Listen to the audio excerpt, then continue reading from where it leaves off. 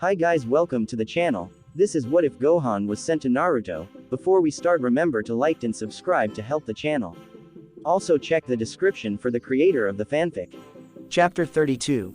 When words aren't enough. Tanzaku Castle had been witness to many things.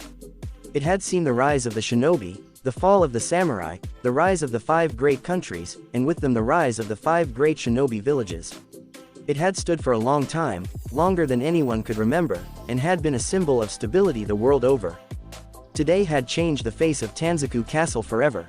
The castle was trembling. It shook from capstone to cornerstone, and every stone in between vibrated in what looked like terror. In its grand courtyard raged a battle of epic proportions.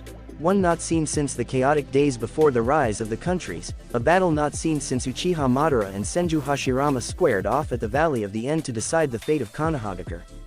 In the majestic and huge courtyard stood 2 tremendous beasts. One was a purple anaconda, and the other was an orange toad with a haori and a sword. Another snake, smaller than the purple one, and with mud-brown scales, writhed beneath the toad, but it was futile, and the toad's bulk simply pushed the struggling reptile deeper into the swamp that had immobilized it. Jiraiya stood atop Gamabunta's head, watching Manda and Orochimaru with a mournful expression. It had finally come to this. This was the day that he'd been dreading for years. Orochimaru and Jiraiya had been friends, comrades, brother in arms. They were so different but had been inseparable. It was a remarkable dichotomy. When Orochimaru had finally left Konoha, Jiraiya had been devastated, but he'd gone after the other Sannin to try and bring him back. To make him see reason. The battle between them had been vicious and had nearly cost both their life. Jiraiya had told himself then that he'd lost his best friend forever and he would never return. For that reason, the sage had thrown himself into tailing Orochimaru and logging every scrap of information he had dug up over the decades. But deep down, in his heart of hearts, Jiraiya held out hope. He held onto the futile ember of stupid, childish, infantile hope that Orochimaru could be saved, that no matter how far the pale man fell, he could find the rope that led back to the light. Today was a day Jiraiya had been dreading because he knew that if it came, Orochimaru would be beyond hope and they would have to finish that battle they started so long ago. The day had arrived, Jiraiya thought mournfully.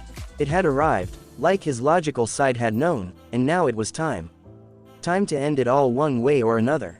When he'd woken up that morning he'd known. Jiraiya awoke with a yawn and a stretch. Outside his window, the sky was gray, heavy with clouds. It threatened rain and the smell of it hung in the air as a warning to all that it was going to be a shitty day. It fit with what he had to do, Jiraiya supposed, as he stood and pulled on his haori, and old-fashioned wooden clogs. He would have to forego the scroll. If it got damaged in battle, it would be a pain in the ass to replace. He stopped and looked next to his futon and smiled, despite the seriousness looming outside his cozy little hotel apartment room. Naruto and Gohan, having apparently rebounded from their little spat 3 weeks ago, were sharing a futon, both splayed out and taking up as much space as humanly possible. Somehow, they'd inverted their positions in their sleep. Gohan's feet were only inches from Naruto's head and vice versa. Brothers in everything but blood, he said with a grin and a shake of his head. He picked Naruto up as gently as he could, trying not to wake the boy, which actually wasn't that hard. Most shinobi slept like feathers and would awake if you dropped a needle anywhere within 20 yards of them, but Naruto and Gohan were both out and sounding like they were sawing enough lumber to build Konoha 3 times over. Jiraiya laid Naruto down on his vacated futon and pulled the blanket over the blonde. He stirred and rolled over, but slept on. Jiraiya grinned again. Without the Harai 8 he bore a super strong resemblance to his father, Namikaze Minato. That resemblance would only grow stronger as he grew. If Naruto ever decided to grow his hair out, then the only way to tell the difference between Naruto and Minato would be the 6 whisker scars on his cheeks. The Sannin stared down at Naruto for a little longer, reflecting on how they'd met. Naruto had caught him peeping in the women's bath as the genin had tried to master the water walking technique. After watching Jiraiya decimate Ebisu, the odd ninja tutor, Naruto had chased Jiraiya all over the village until he'd relented and agreed to train the blonde. Not that Jiraiya would have refused. He knew who Naruto was the moment he laid eyes on him. After all, it was impossible to miss that resemblance. In fact, when Jiraiya had first seen him, his knee-jerk reaction had been to call Naruto Minato. "I'm sorry, Naruto," Jiraiya said to the sleeping boy, "I haven't been the godfather you needed." Minato named me your godfather, trusted me with your care and well-being. I've failed at that, just like I've failed at everything else in my life. But I'll make it up to you, I promise.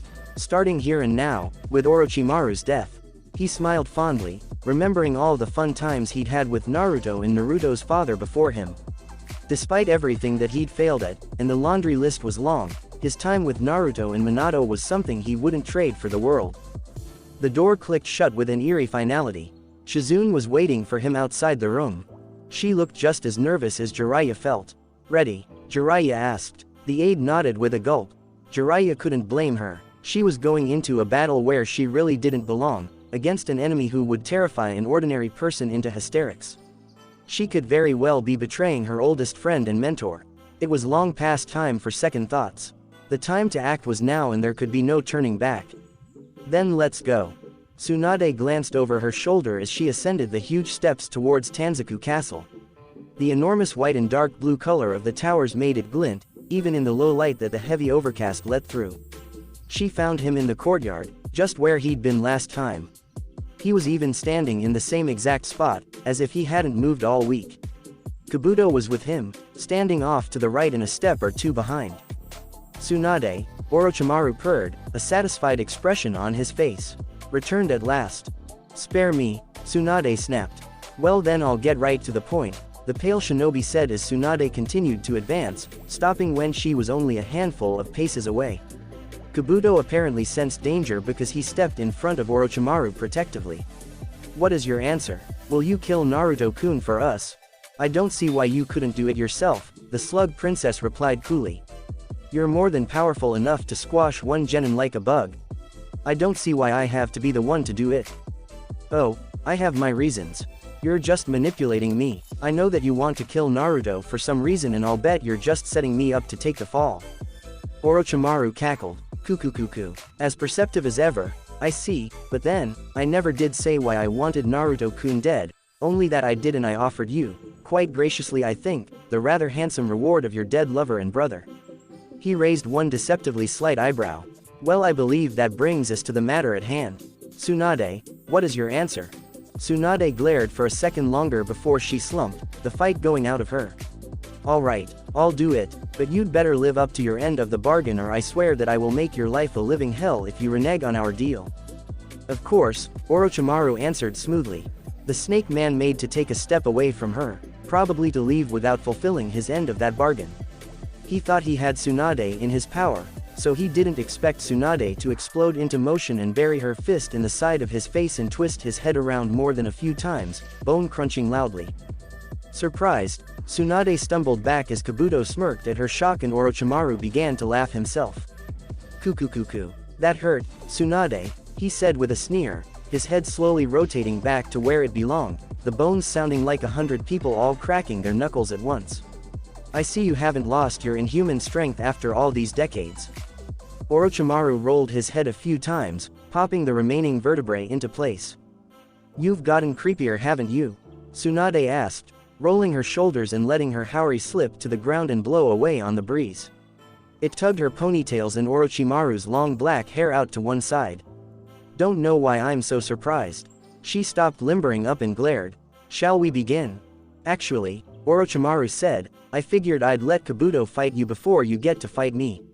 I believed you could use the warm-up. Not like I have a choice, Tsunade grumbled. He'll just keep getting in my way if I go after you directly. True enough, the other Sannin agreed, backing up a few feet and letting Kabuto take his place. I hope you know I won't hold back, kid, Tsunade said sharply, glaring at the medic. I'm prepared for it, Kabuto answered, pushing up his glasses. He drew a small and simple scalpel.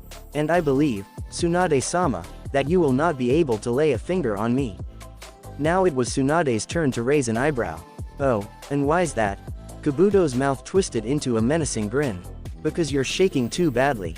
What are you blabbering about? I'm not. Kabuto's scalpel flashed silver in the wan sun and something warm and sticky splattered all across Tsunade's face and chest. Tsunade's heart suddenly froze in her chest, as her eyes found Kabuto's wrist and the vicious gash that he was already setting about healing. The blood was still fresh on his hand and it dripped to the grass with a silence that still screamed in Tsunade's face. Tsunade touched her cheek gingerly and flinched with a small gasp as she felt the sticky mess there. Her pale fingers came away crimson, and the terror that she'd lived with for so long, the hemophobia, the fear of blood, began to take hold. She felt her pulse and breathing rate begin to speed up, each one trying to see which one could outdo the other. She began to shake uncontrollably and her feet gave way underneath her, sending her crashing to the ground. Her knees ached now, but Tsunade hardly felt it. She just couldn't seem to tear her eyes away from her bloody fingertips as horrific and gruesome images of Dan's death played in mute fast-forward in front of her eyes, followed quickly by Naoki's death. "No," she rasped. "No. To think all it takes is a little blood to reduce the great Sannin Tsunade to a quivering and helpless mass that even a genin could finish in his sleep," Kabuto marveled. "Honestly, Tsunade-sama, I thought it would have been tougher than this to kill you." He held up his bloody scalpel as he did. Tsunade managed to glance at the medical instrument, but the blood on the small and keen edge quickly forced her to look elsewhere.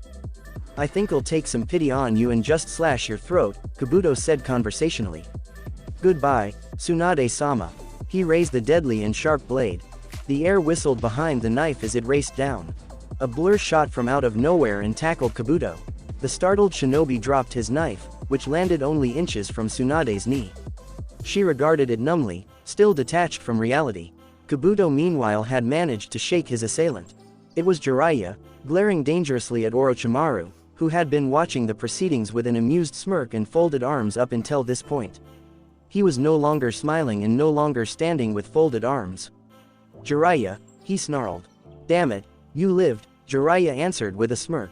"I suppose it was too much to hope that you would bleed out from that Rasengan wound I gave you back in the village, huh?" Orochimaru's eyes narrowed dangerously at the mention of his defeat at the hands of Sage Mode Jiraiya. "As if an insignificant wound like that could destroy me," the other answered. "Insignificant?" Jiraiya repeated incredulously. "Losing a lung is hardly what I'd call insignificant. Besides, when I'm in Sage Mode, I can sense chakra better than a person trained in it could ever do." Jiraiya held up 2 fingers an inch apart. "You were this close to dying. Don't try to be all cool and say I didn't hurt you." Orochimaru's scowl deepened. "Then shall we replay that battle?"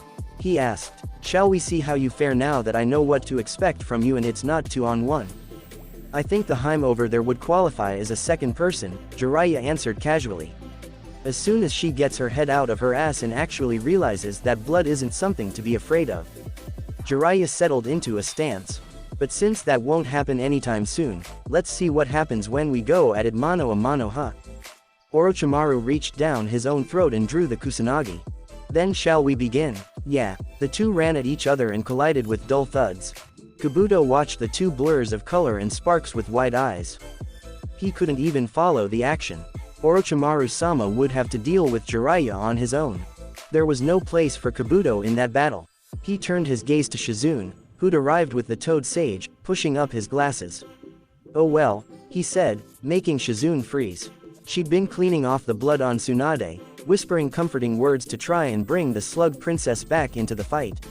"I guess I'll just kill you and Tsunade-sama and call it a day." He produced a more sinister-looking knife with a sharply curving blade. Shizune could feel the sting of the weapon just by looking at it. She stood and stepped protectively in front of Tsunade as Kabuto began to advance. She sprang into motion when he took 3 steps. Shizune pulled up the sleeves of her shirt and exposed 5 or 6 small Senbon launchers strapped to her arm. A deft pull of a wire was all it took to fire the contraptions, sending 5, poison-laced, needles speeding for Kabuto's face. The other medic spun, knife flashing. He intercepted each one and they fell harmlessly to the ground. "Nice try, but not good enough," he said, pushing up his glasses. Shizune wasn't there. A soft noise behind Kabuto drew his attention and he whirled, dark eyes going wide as he realized he'd completely underestimated Shizune's speed. He dove into a roll and Shizune's fist smashed hard into the unforgiving earth. To everyone's surprise, it gave way and buckled just as effectively as if Tsunade herself had hit it. "Looks like I underestimated you again," Kabuto said as Shizune stood. "I don't think my information told me you had mastered Tsunade-sama's great strength. Did you really think that after traveling with Tsunade-sama for all this time I wouldn't have picked up a trick or 3? Shizune asked, molding hand seals. She took a deep breath. "Ninpu. Dokugiri." She exhaled a huge purple cloud of foul-looking gas. Kabuto didn't need to know what was in there and he didn't want to know. The name of the jutsu quite clearly implied that it was certain death for him. He backpedaled, trying to outdistance the cloud, and succeeded, but he nearly lost his life right then and there when 5 more Senbon flashed from the cloud. He ducked and gulped when he felt one snag in the collar of his shirt. Gingerly, he eased it out, so as to not accidentally prick his skin, and drew chakra into his hands, forming the chakra scalpels with which he was so proficient. The poison cloud had dissipated enough to not be harmful to him anymore, and with glowing hands and furious eyes, he charged right at Shizune, who drew a pair of smoke bombs and threw them at her feet. The area was enveloped in a thick white cloud of smoke and Kabuto couldn't stop in time, so he barreled right into it. Almost instantly he realized his error, a part of his mind noting the rotten egg stench of the cloud. It wasn't a smoke bomb that Shizune had thrown. It was a gas bomb. Oh shit, Kabuto yelled as a new sound met his ears. It was the distinctive hissing of an explosive tag about to go off. The ensuing explosion rocked the grounds with all the violence of a bomb 10 times the size going off, throwing Kabuto out of the cloud. He yelled out in pain as he landed hard and started rolling to try and put out all the small little embers that had taken root on his clothing and had started to smolder. He managed to pre-smother any fire and stood up with a long-suffering sigh. "What is it with my enemies wanting to burn me alive?" he asked to no one. "First Itachi-san tried to set me on fire using Amaterasu and now this. Have I angered the god of fire or something?" "I don't know about that," Shizune answered, drawing a pair of kunai, one for each hand, "but you'll be able to ask him in the next life." Kabuto's chakra scalpels faded and he drew his wicked-looking knife and its twin. Chakra scalpels wouldn't block a physical attack. He would need steel in order to do that. He braced himself for Shizune's next onslaught, wondering just what move the wily Kunoichi would pull out of her bag of tricks this time. The rumble of thunder was what woke Gohan. He sat up with a start, looking out the window. It was that kind of gloomy dark that seemed to calm the soul more than bring about any real apprehension. The Saiyan boy stood and stretched, feeling his muscles still softly burning from the workout the night before. He clenched his right hand into a fist and snapped out a few rapid punches. He grinned, satisfied. It seemed like his heritage and inhuman training regimen had really worked in his favor in the week or so since he'd regained use of his arm. It still wasn't fully up to snuff, but it was so close that Gohan could taste it and he, if truth be told, really didn't notice the difference anymore. He glanced out the window again. It was going to blow pretty good around here pretty soon. Gohan didn't know if he would go out to train today. A break would be good, to allow his body a little rest, and if there was any day to do it, now was the perfect time. He glanced at Naruto, who'd somehow gotten himself into Jiraiya's futon and rolled himself up in the blanket. It was probably a good thing Jiraiya himself wasn't here, otherwise he would have made a big fuss and probably would have woken up half the apartment with the argument that would have followed. Speaking of Jiraiya, where was he? He wasn't anywhere nearby, that much was certain. Maybe he was out in the village somewhere. Gohan began to look, closing his eyes and extending his senses outwards. Had he been fully awake, he would have been able to feel out the entire city, no problem, but like everything else in a human or Saiyan body, it needed time to wake up and get ready for the day. Gohan caught a faint flicker of Jiraiya's ki, far out there, on the other end of town. With him were 2 that were sort of familiar, which was probably Shizune and Tsunade, and 2 more that. Gohan's eyes snapped open as he felt the bucket of ice water dump itself down his spine. Goosebumps broke out up and down his arms and he suddenly felt very, very cold, like a ball of ice had taken up residence in his gut. It was Kabuto and Orochimaru. They were the only 2 with ki that foul. Orochimaru's especially was like a bad odor, like someone had taken eggs, left them in the sun for 3 days, then taken a whole mound of week-old soiled baby diapers and dumped them on top of the eggs. Gohan had apparently made some type of noise because Naruto opened one bleary eye and sat up. "Gohan?" he asked, wiping sleep from one bleary eye. "What's going on? You look like you've seen a ghost." "Worse," Gohan answered, looking towards where Jiraiya and the others were. He could feel Orochimaru and Jiraiya's ki clashing again and again as Shizune's clashed with Kabuto's. Tsunade's wasn't moving, it was wavering. Not like she was dying or anything, but more like she was uncertain. It was like her very soul was hesitating to enter battle, and after what Gohan had seen a week ago outside that bar, it didn't seem like confident, arrogant, coarse Tsunade at all. "Orochimaru's in town." "Orochimaru," Naruto repeated, looking dumbstruck. Are you sure? Hell would freeze over before I forget what that ki feels like, Gohan answered, brow knitting. He's fighting Jiraiya-sama, near that big castle I think. Shizune-san and Tsunade-sama are there too. Shizune-san's fighting Kabuto. What's the old hag doing? Naruto demanded. She should be fighting Kabuto, not Shizune-san. Gohan's frown deepened. I don't know, she's just sitting there, like she doesn't want to fight. What, after she was all ready to kick my ass the other night? You sure we're talking about the same old lady here, Gohan? Positive. Who else could it be? Then there's only one thing to do, Naruto declared as he stood and started pulling on his clothes. What's that? Naruto grinned. We'll go and see for ourselves. What, are you nuts? This is Orochimaru we're talking about, Gohan replied in protest. If we went, we'd just get in the way. It's better if we stay here. We can wait until they get back. Naruto ignored his friend and went to the window and yanked it open, letting in the chill breeze and the sweet scent of rain. Suit yourself, he said over his shoulder, but I'm going and that's that. Without waiting for a reply, he vaulted out over the rooftops of Tanzaku. Naruto, Gohan called, his voice echoing off the buildings, but the orange dot that Naruto had become didn't slow down or even falter. It kept a steady course for the castle. Gohan felt like he'd touched a live electric wire as Shizune's ki suddenly wavered and faded a bit. Shizune-san, he yelled, despite himself. Wavering ki was okay. That could mean shock or indecision. Fading was bad. There were only two things that fading ki meant. Either the user was powering down, unlikely in this situation, since Kabuto was still like a beacon to Gohan's sixth sense, or Shizune had taken a bad hit and was one step closer to death. Damn. Gohan didn't even remember throwing himself out the window and zooming off after Naruto. He didn't even give the blonde a warning before he'd swept him up in one fast pass, slung Naruto over his back, and poured on the speed, bathing the both of them in an aura of blue-white light as Gohan went even faster. Shizune cried out as her ankle caught fire.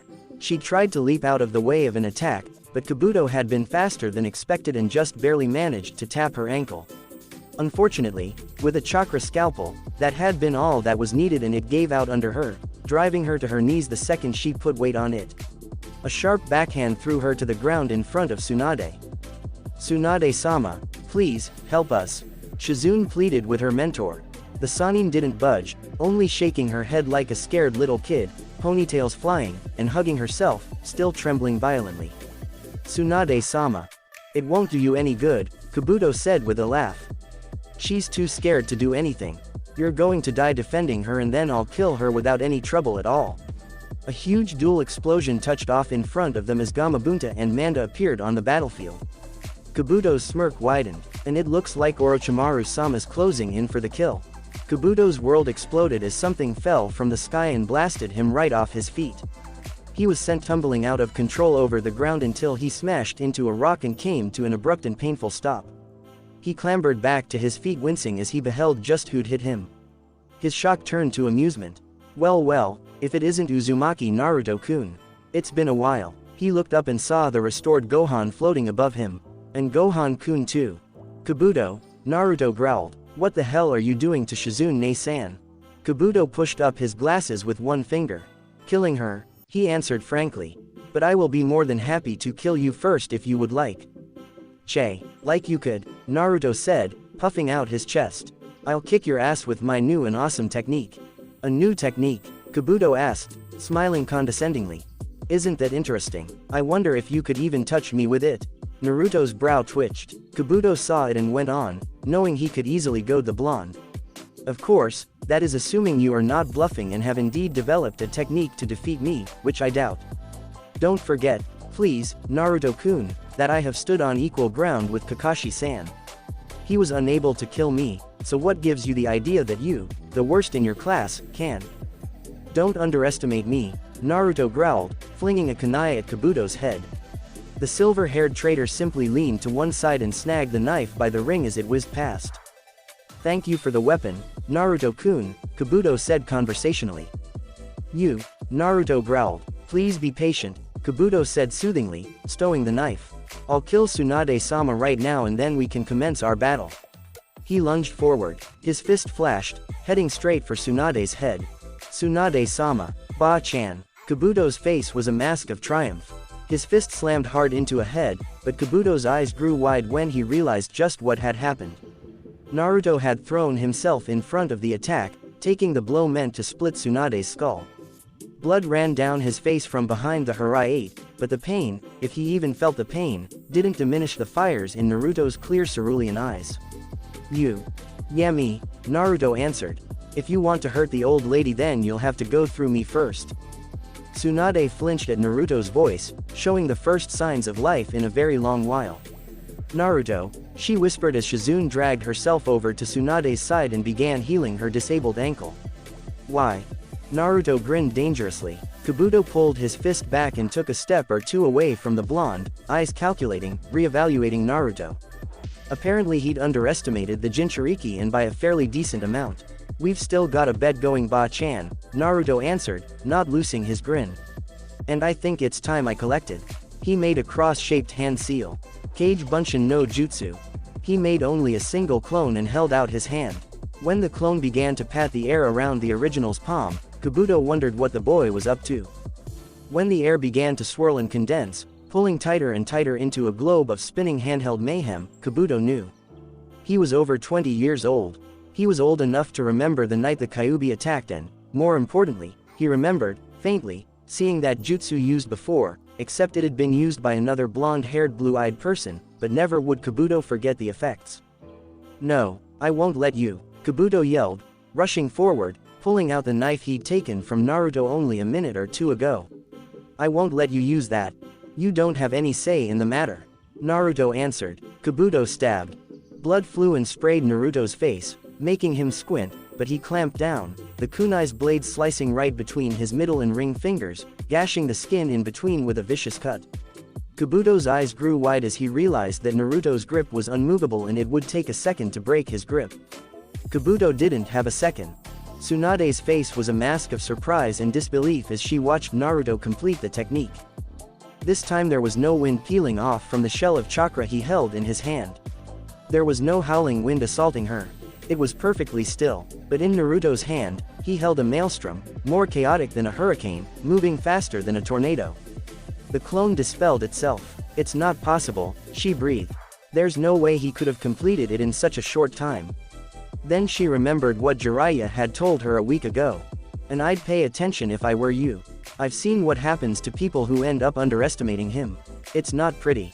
"Now Ba-chan," Naruto crowed as he yanked Kabuto towards him. "It's time to show off my new jutsu. Rasengan." Kabuto howled in pain as he felt the technique of the Yondaime begin to dig into his stomach.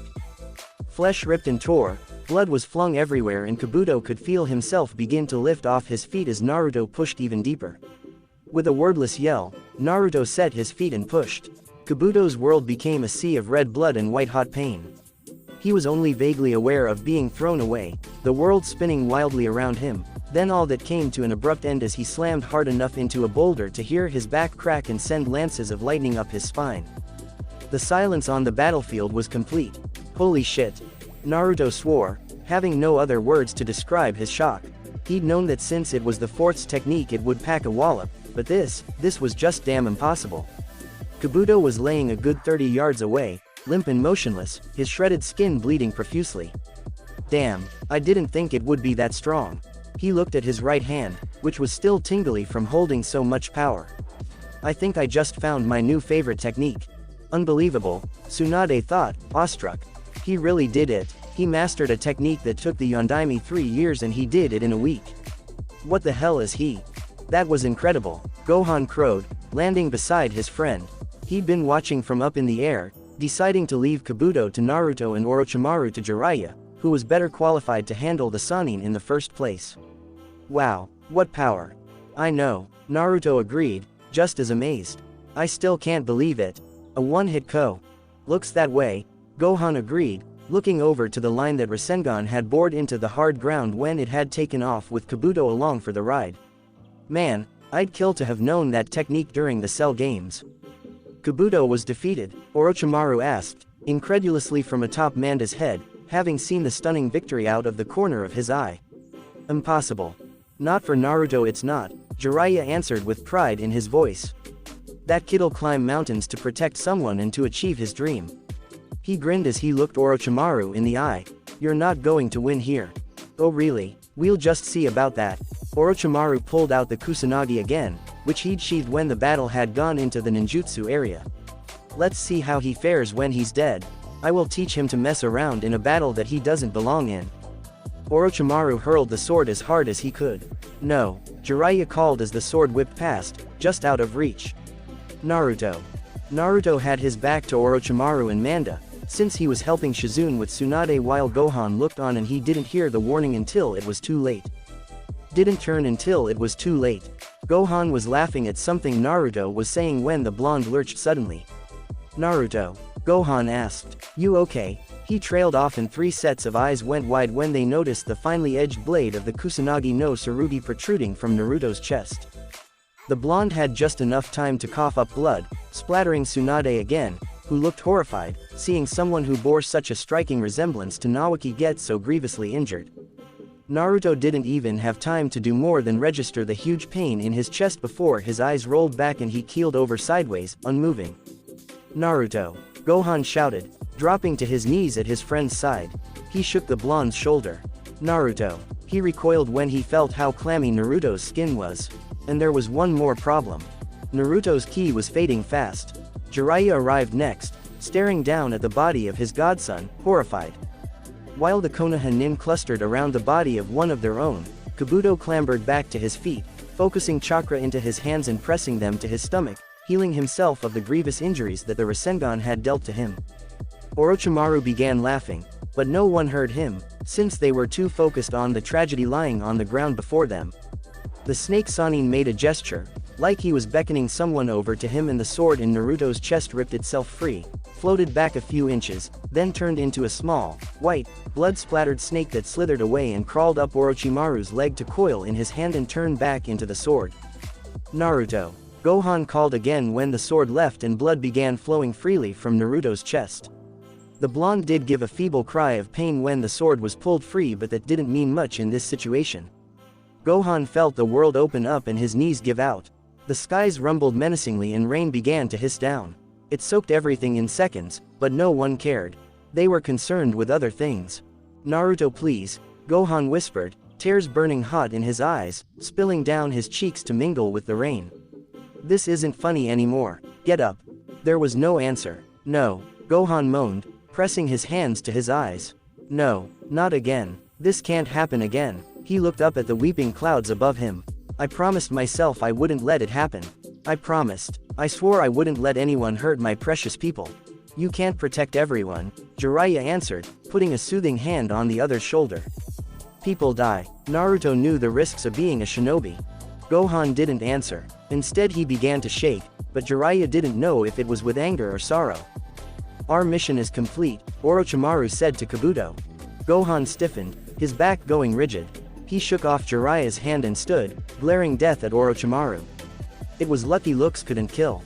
If they could, Orochimaru would have died right then. "Your mission," Gohan repeated, voice dangerous. Deadly. Killing intent was beginning to pound off him in crushing waves. "What mission?" "Naruto-kun has been our objective this entire time," Orochimaru replied frankly. "Thank you for bringing him here, Gohan-kun. Without your cooperation, we would have had a much harder time finding him." Rage like Gohan hadn't felt in a long time erupted within him, a hot rage that brought him to boiling in seconds. An anguished roar of rage tore itself from his throat, reverberating off the empty expanse of boulders and rolling hills. The anger, self-hatred, and the loathing of Orochimaru all sat in his stomach like a ball of white-hot magma as he transformed in a blaze of light, his aura roaring higher than ever. "This again?" Orochimaru asked with a snicker. "Surely you jest, Gohan-kun. You weren't able to do me any lasting harm in this next form of yours." "Shut up," Gohan growled. But inside he knew that Orochimaru was right. Then he thought about it. No, he was wrong. Dead wrong. There was one more way to overpower Orochimaru. The cursed seal in Gohan's neck seared like fire, but the Saiyan welcomed the pain, used it to reinforce the burning emotions he was experiencing right now. It was a seal that contained Orochimaru's own power. Gohan's lips curled up in a cruel smile. He would kill Orochimaru with his own power. The Fuja Huan around the 3 raindrops vanished as if it had never been there. Gohan threw himself open wide to the power, allowing it to suffuse him. New strength raced through him like a drug, waking him up. The world's colors were suddenly more vibrant, the details crystal clear, the movement of everything and everyone slowed to inhuman crawls. Gohan no! Jiraiya shouted when he saw the marks race over Gohan's body. Shut up, Gohan told him flatly. Orochimaru began to laugh. Using my own seal against me? You have guts, Gohan-kun, but it will do you no good. The cursed seal was created by me. It was administered by me. Do you really think that it will disobey its true master? The second you try to attack me, its power will flee you and you'll be nothing again. Gohan didn't answer, but Orochimaru knew that the boy saw the truth. And you would corrode your own body and soul with this dark power for one boy? I've underestimated you, Gohan-kun. You're nothing but an irrational little boy. You were irrational in bringing Naruto-kun here.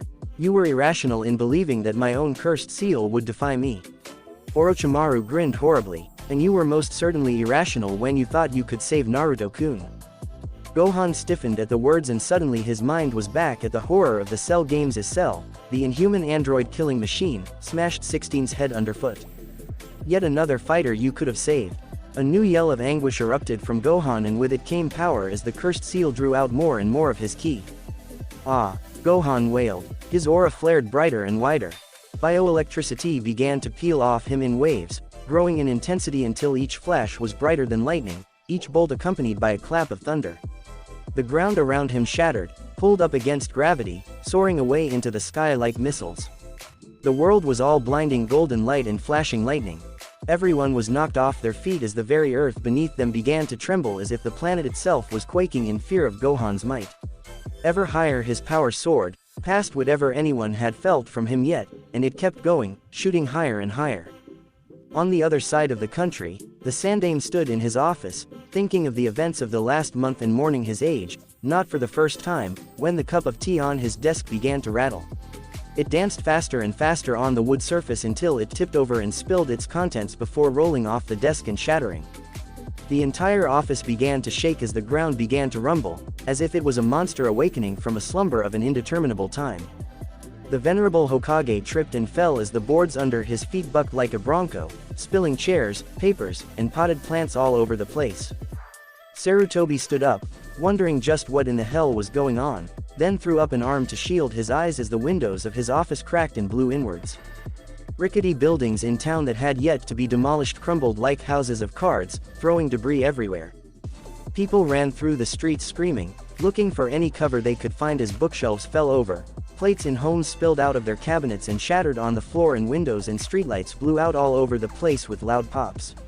A wind, visible by the movement in the trees and the bending of the grass, roared over the town, stripping entire rooftops of their shingles in seconds before moving on. A golden glow spread from one end of the horizon to the other and Sarutobi suddenly realized what was going. Gohan-kun. He breathed as he began to feel the boy's intense spirit from all the way out here, even as far away as he was. I don't believe it, for me to be able to feel him all the way in Konoha. What is it that he's done? The answer to that question was quickly obvious to the venerable old leader. The seal. The second seal is breaking. In the center of the maelstrom, Gohan's anguished cry reached a higher pitch, the ground shaking so violently that only chakra kept Kabuto, Jiraiya, and Orochimaru on their feet. Winds were whipping everywhere, painful in their intensity, terrible in their power. The kanji for the number 2 appeared on Gohan's chest and began to flare with light, shining like the sun, even in the blinding light already present. Gohan, stop! Jiraiya shouted, but he was drowned out by the cacophony of Gohan's rage, and it sounded like he'd whispered even when he'd shouted at the top of his lungs. You'll get knocked out. Gohan was barely visible in the center of the conflagration of power, a shadow with bright white marks all over his body. Gohan felt like he was on fire, burning up from the inside out. He felt the pain of the cursed seal, felt the pain of the dimensional seal that had been placed on him months ago when he'd arrived in this world. He felt the terrible burning of the two seals interacting. He felt the pain that came from failure to protect Naruto, and felt the pain of loss. Loss of Naruto, and the loss of his father. But the mostly what he felt was the indescribable rage that was boiling within him. His own screaming voice was deaf in his ears. To his eyes, the bright gold and white light he was throwing everywhere was nothing but crimson rage. He felt the pain of the dimensional barrier trying to rebuff him, deny him, but he pressed forward, determined to drive Orochimaru into hell with every ounce of power he possessed. He threw back his head and howled with renewed rage. The raindrops of the cursed seal shone brilliant white against his shadow, flaring bright white like the number 2 on his chest.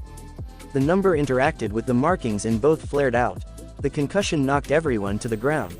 Shizune, who'd crawled to Naruto's side to treat him when Tsunade wouldn't, grabbed blindly and managed to keep the boy's body from flying away and probably get injured beyond repair. Everyone was pelted with flying rocks and debris. For an eternity it seemed to last, a timeless time. The light suddenly compressed, crackling and sparking madly before it shot into the sky and into the concealing thunderclouds overhead. It shrieked as it climbed, like a banshee was climbing from the depths of hell. When the shrieking ball of energy was out of sight, the silence was almost eerie. Only ravaged ground remained where Gohan had once stood. Abruptly, a gold spear of light shot from inside the heart of the thunderstorm and streaked straight down, retracing the path that the mass of energy had followed almost exactly.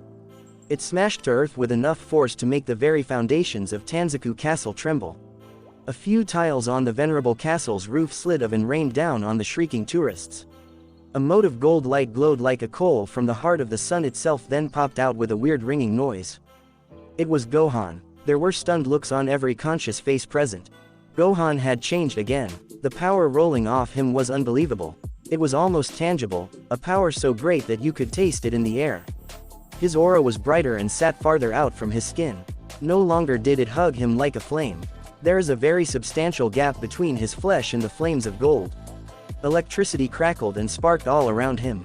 He was much more solid now and almost taller somehow. The most substantial change was in his hair and demeanor. Until now, Gohan's hair had turned gold, but hadn't changed much beyond his usual mop top. Now every spike stood straight up at attention, except for one bang that swept across his face. The effect should have been comical. He should have looked ridiculous, with his hair standing up all over the place. The effect was the exact opposite. He didn't look funny or weird. If anything, the inhuman power rolling off him and the crushing waves of killing intent in the air made it seem even more intimidating than his previous transformation. His demeanor was different as well. Kabuto had fought Gohan before, when he'd done his little transformation and he'd managed to best him by disabling him. But there had been something else that contributed to it. It was Gohan's gentle nature. Gohan's gentle nature, even in the powerful and deadly form of a Super Saiyan, had limited him. His reluctance to kill, reluctance to hurt someone, had stayed his fist, stopped him from unleashing all hell on his enemies. Kabuto could tell by his carry and the cold ire in his eyes that Gohan-kun wouldn't be holding back here. Every punch he threw during this battle would be to kill, to hurt, and to make blood fly and bones shatter. He would unleash the frightening power of a Super Saiyan on them all. How much more frightened would Kabuto have been if he'd known that this was Gohan at his peak? This wasn't a simple powering up. Saying that it was a simple power-up would be like comparing the small flame of a match to the fury of the sun. This was the power that Gohan had borne within him all his life, the power that only came out when he was driven into a corner or made exceptionally angry. Cell and Bojack had both made the mistake of drawing out this particular form and each had paid dearly for it, dying at the hands of the young teenager that had stood up to them. Goku had seen his son's dormant power and worked to draw it out. And Gohan had just released it once more, this time in a world not his own, in a place that shouldn't have even known he existed. Super Saiyan 2 had returned. Thanks for listening. If you want the next part of this video, be sure to like, subscribe and comment and hit that bell notification. See you next time.